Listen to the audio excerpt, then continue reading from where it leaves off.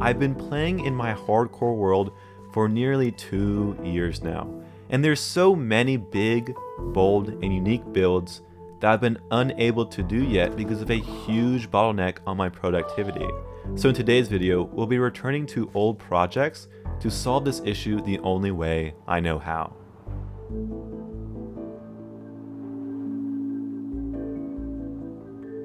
Easy girl, easy. Come on down now. Hello everybody, and welcome back to another episode of Minecraft. And also welcome back to the city project in which we haven't been to in so long. As you may remember, we built up this cactus farm in episode 4, and we built up this bee farm in episode 6, and then we finally ended off with this pumpkin farm in episode 7, which is a whole 3 episodes ago. Even though the last time we did a project here was only 3 episodes ago, it has been about a year in real time. So I'm super excited to get back because frankly this place is quite a mess. You know, we have random holes everywhere, we have random shulker boxes, we have like podzol in this big crater. So in today's episode, we'll be doing a lot of work in this area and finally filling up this gap we have behind us. And in doing so, we'll be building perhaps the most useful farm anyone can have in their Minecraft world. We already gathered up so many materials in all these shulker boxes, and so we can jump straight into building, and I'll get back to you after it's finished.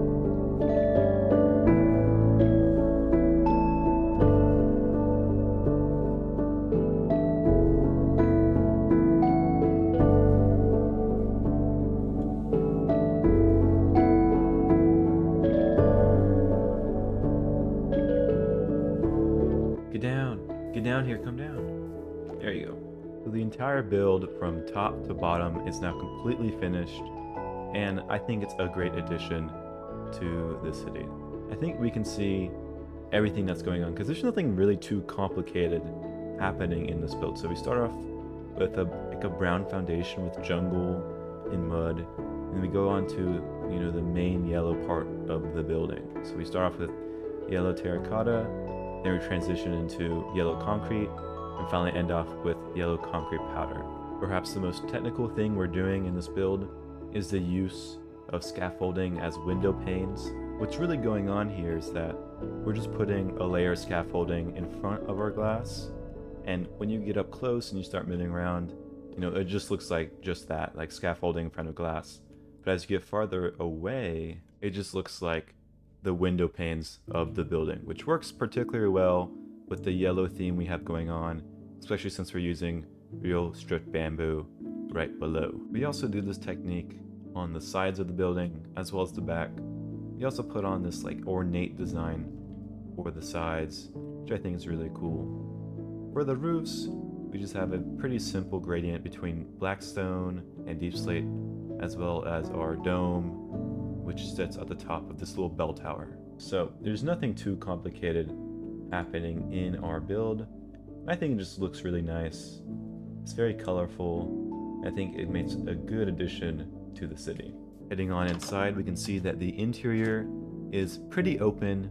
It's pretty sparse, but I think we're going for somewhat of a very opulent theme here. We have, you know, fancy chairs and sofas, as well as a few cool paintings and a jukebox, which costs a whole diamond. So it's very wealthy. And going up this grand staircase with all these anvils, you can see that the next floor is very much the same. It's a bit more plain. We have a few side rooms. There's offices or whatever else this building could need. And then going up the final staircase, we reach the top of the building, which is very dark and very empty.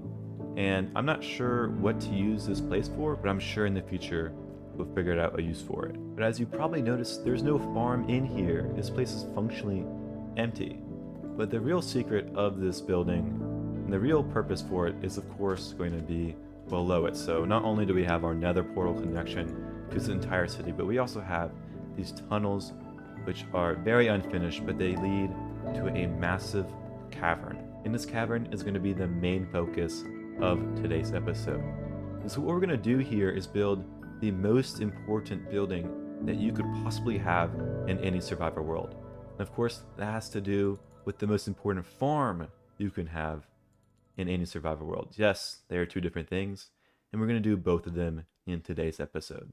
So now it's been about 2 real-life days since the last clip, and I haven't been able to do much, but what I have done is gone ahead and dug out this side room where we'll be building the farm today. And I already have all the materials, and so we'll be back shortly with it finished.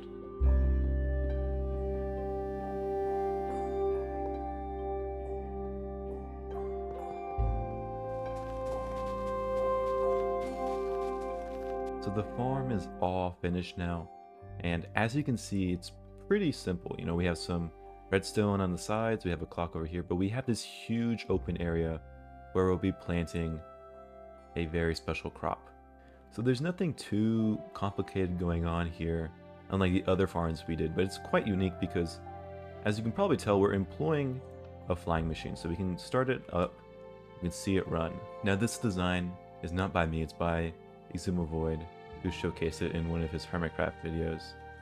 And it's probably for the best because I don't know the first thing about flying machines. I don't know how they work at all. And if you haven't realized it already, what we're building here is a bamboo farm. So we'll be planting up a lot of bamboo, and we'll see the flying machine start to break it, and we'll be able to gather tons and tons of bamboo for the rest of our work today.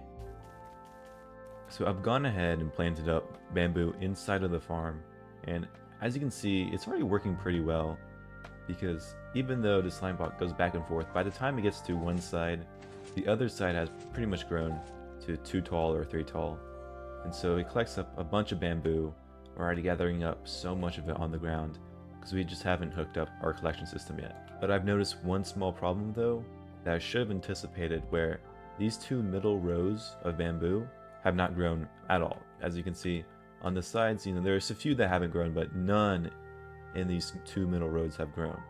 And this is only because the light level isn't strong enough at that point. By the time it gets to the middle, these sea lanterns aren't bright enough. So what we have to do to fix this is just set up a row of lights, and what I'm going to do is just put up some end rods in the middle, and then hopefully all of it can grow after that. And now with these end rods, all the bamboo has grown to a much higher point, and we even have the opposite problem where these sides start to not be able to grow.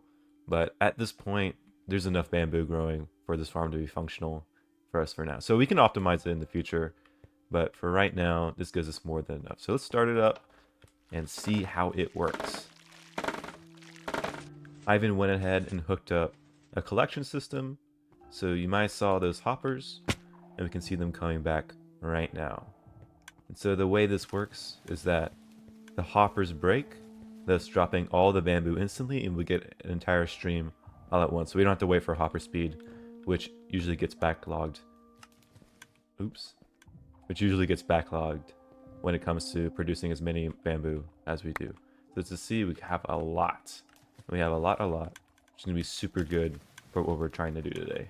With that being said, I've already started to clear out a pipe to get all this bamboo back to the main room where we're going to be building and working on for the rest of this episode. If you haven't caught on, what we're doing today on a grander scale is building up an auto smelter, where we're going to take all this bamboo and use it in order to smelt everything we'll ever need. But to be honest, I don't have a design for this auto smelter yet, so this is something we're going to have to figure out together.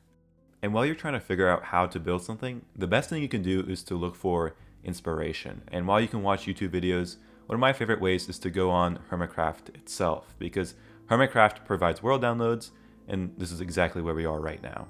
So we're over here at Pearlescent Moon's base, and I particularly like her because I think she does a really good job when it comes to interiors and their color schemes and patterns. And so I'm just going to be looking around until I find something that I like and want to try and imitate. And one thing I found that I like is this usage of packed mud and light gray terracotta. And I like these colors.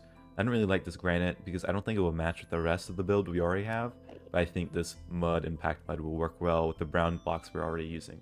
Now I've gone ahead and built up the functional part of the auto smelter, and we have 42 furnaces in total, which wrap around over here.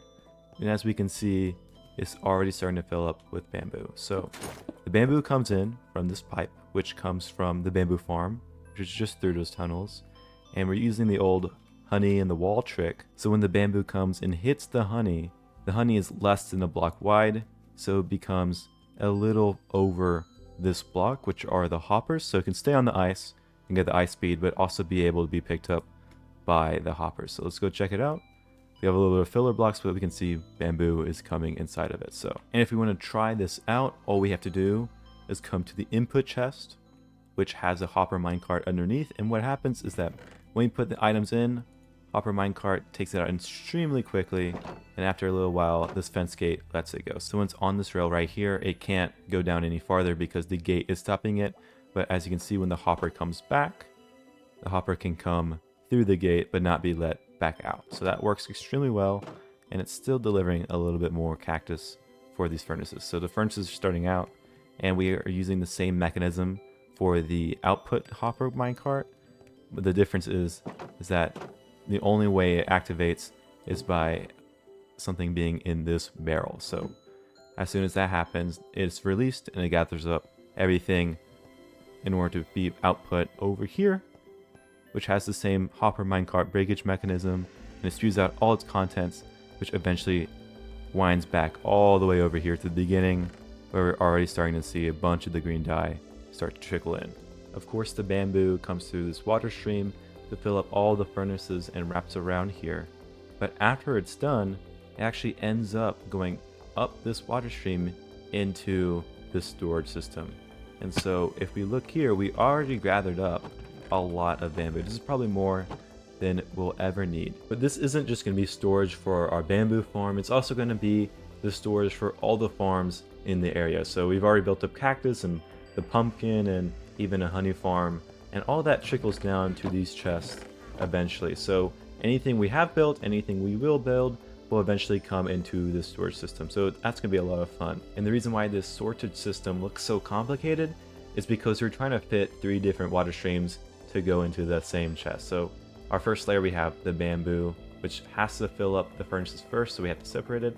Then on our next layer, we have our non-compostable. So anything we're farming but we can't compost needs to be separated from the final level, which is the compostable items like our cactus, which eventually ends up into this area, which will store bone meal. So as you can see, there's composters and anything after these chests are filled up, anything that comes all the way over here will be composted, turned into bone meal, crafted down into bone meal blocks, and start to fill up these chests. So overall, this is going to be kind of the centerpiece for our city, and it's where everything's going to end up for us. So not only is this going to have our auto smelter, it's also going to be where we come to pick up any items we need from our farm. So we can't just keep it looking like this. We're going to have to add an exterior or perhaps an interior. And I already gathered up all the items we'll need for our design. And now everything is complete. So we covered up all the ugly redstone and we now have this very nice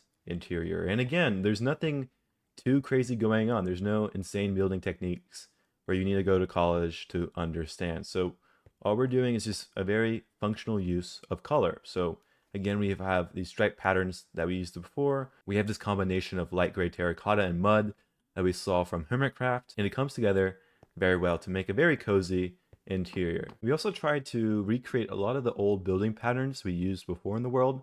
For instance, in the storage room, we tried out the same kind of structure. We have the chest, a slab, another slab, some trapdoors, some colorful blocks, a slab, and then some blocks until we have the roof. The same thing can be found in our old storage room, and using the same building techniques makes the world feel connected. So for the actual furnace room, I try to cover up all the ugly redstone while being able to still see all the cool bits. So we can still see the furnaces, the hoppers, and even the hopper minecart through the trapdoors, which I think is really cool, and it brings this place to life. But overall, I think we did a really good job on this interior, and I think it's going to be so useful using this auto smelter for all the projects to come. Anyways, because this episode that has been so like redstone and technically focused, I think I want to end off with some building and finally clean up this area, put in some actual pavement, and I think we'll just get back to you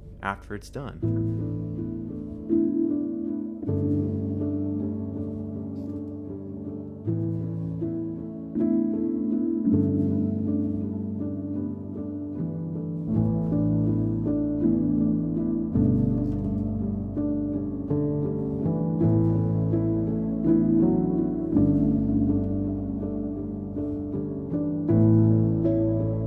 And now we are back. With just a little bit of work, this place looks so much nicer. So, not only did we build up this pavement, finally put in a road, we also built this small little fountain as kind of a centerpiece for this plaza. We also built up this car. And even though it looks a little silly, and it's pretty expensive with these wither skeleton skulls, I think it adds a really nice touch to kind of complete this area. So not only do we have this little cafe area, but we also have this car on the other side. So this entire place is looking really nice, even though the city is just one row of buildings so far. Soon we'll have a building here and a building there and a building right here, and we'll continue it down until this entire city is finished. And so I think we've done a lot of work today, and a lot of good work, that is. So in the future, things will be so much easier to build with our auto smelter, and we'll be able to make so much more progress. With that being said, there's only really one last thing to do in today's episode, and that is, of course, read the comment of the day. But before we do that, I must say a huge thank you to all the positive support I got on the last video. It was so endearing and it was so inspiring to see all the lovely comments and all the support, and I really do thank you for that. But let's get to the comment, which is, of course, going to be, what mods do you use for this world? Also, how long have you had it? When this is from Skelly. Now, the second part of the question is really easy. I've had this world for about 2 years now. However, the second question is a lot more complex. I use around 30 mods, and that number changes depending on whatever is available in the newest version. But none of these mods add anything too crazy, like no blocks or items into the game. Most of them are just performance mods, and the rest are quality of life changes. There's a lot of videos out there that compile mods that add quality of life changes but don't really change the main core of the game, called Vanilla Plus mods. But a lot of them add really weird things like structures or mobs or new mechanics that makes it no longer Vanilla Plus, just another form of modded Minecraft. So take this unsolicited advice on how exactly to mod your world for player experience while still making sure it's vanilla. So sodium, lithium, ferret core, entity culling, and immediately fast all help with optimization of Minecraft. So even if you're playing with potato, you can still have over 100 FPS even if you're playing with more than 8 render distance. Next are the visual mods, where I use Voxy, which increases the render distance by generating LODs. I also have simple fog control, which allows me to mess with the fog and change it however I like, which makes the game a lot more atmospheric and makes things far away look a lot farther away. You can also use better clouds, which every other YouTuber also uses, but I don't play with clouds on, so. Next are the utility mods, like Lightmatica, which allows you to copy and paste schematics into your world, MiniHUD, which displays some technical information in the game, Gamma Utils, which allows Fulbright, Zoomify, which zooms, and of course Flashback, which allows me to make these time lapses of me building. After that are just miscellaneous quality of life mods. Easy shulker boxes adds a lot of improvements on how shulker boxes work in your inventory, turning them into very much like what we see from bundles. Auto Elytra automatically takes and puts on Elytras. Xerox's world map adds this really nice looking map. Continuity allows for borderless glass. FreeCam allows you to fly your camera around and even through blocks. And Cool Rain adds a lot of pleasant sounds when it comes to rain hitting certain blocks. You can play this game however you want to, but these are just the mods that I prefer to use when playing this world. And if you made it this far in the video, I want to thank you for watching all the way through. If you liked what you saw, of course leave a like. If you want to see more, subscribe and go watch my other videos, and I really appreciate you for watching. So I have to go now, so watch out for the next video whenever it shall be uploaded.